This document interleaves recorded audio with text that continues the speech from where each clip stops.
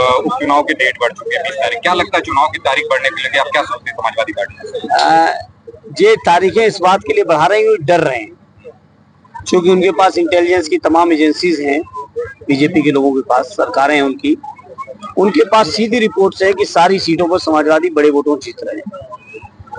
तो हो सकता है कुछ तिकड़म करने की नीयत से एक हफ्ते का समय और लिए हों। क्या लगता है कि आयोग का खुद का निर्णय नहीं है कि सरकार के दबाव में ये निर्णय लिया गया डेट बढ़ाने का? देखिए, डेट जब आयोग देते हैं तो बहुत सारे मुद्दों पर सरकार से चर्चा होती रही है, ये तो स्वाभाविक आप समझ सकते हो। इसी तरह से मिल्कीपुर का चुनाव भी रोका गया। अब मिल्कीपुर बाकी भी सब चुनावों से भागे जा रहे हैं। कुंभ मेले में क्या समुदाय के लोगों को दुकानें नहीं लगाने दी जाएगी, किस तरीके के बयान चल रहे हैं? देखिए, इस तरह के बयान संविधान के विरोध के बयान है।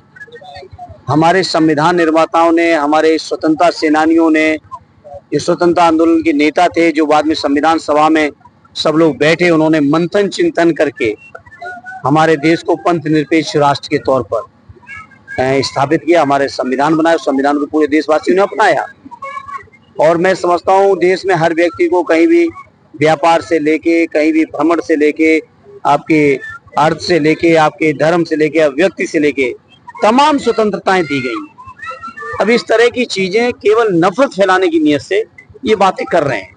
जब चुनाव कई बार देखे गए, चुनाव में पहले बीजेपी दावा करती थी, पहले उसका बयान था कि सबका साथ सबका विकास। अब नया नारा योगी जी के द्वारा दिया जा रहा है, बटोगे तो कटोगे। कैसे देखते हैं? क्योंकि उनके सबके साथ सबके विकास नारे की हवा निकल चुकी है और लोग अब इतने जागरूक हो गए हैं। अयोध्या के नाम पर इन्होंने पूरे देश में वोट मांगे, लेकिन अयोध्या के लोगों की समस्याओं को नहीं समझा और नहीं समाधान किया। उसका परिणाम रहा कि भगवान राम का भी आशीर्वाद अब समाजवादियों के साथ है। अच्छा, भाजपा का आरोप है कि पूरा सैफई कुनबा तेज प्रताप के प्रचार में निकल पड़ा है, बीजेपी प्रत्याशी से घबराई हुई है सभा।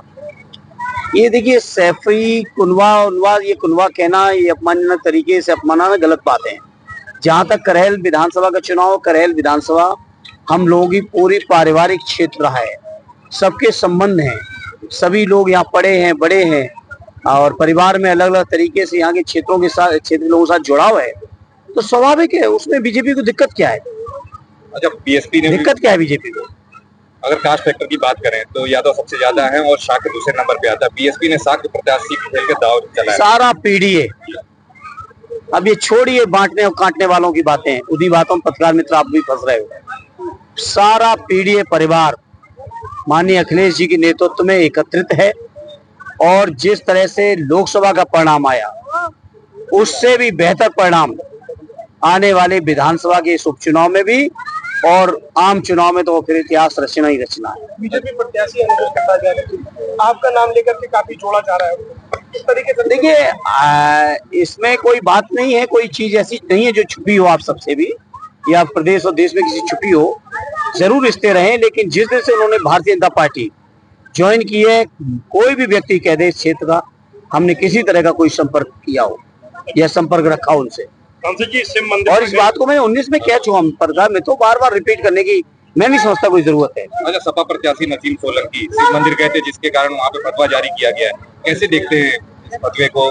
मंदिर देखिए, हम समाजवादी लोग हर वर्ग के लोगों का सम्मान करते हैं, हर जाति मजहब की जो परंपराएं हैं, जो आस्थाएं हैं, उनका सम्मान करते हैं।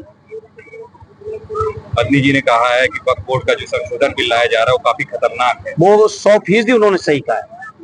ये इन्होंने पहले रेल की जमीनें कब्जा की, डिफेंस की जमीनें कब्जा की, अब जो वक्फी जमीनें हैं उस पर नजर है बीजेपी के लोगों की।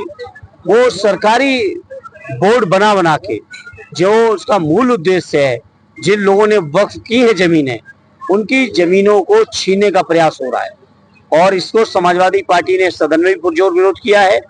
अभी हम लोग आएगा सदन में मामला, फिर से मजबूती से विरोध करेंगे और मुझे उम्मीद है विपक्ष की एकता के आगे ये बिल आगे नहीं चल पाएगा।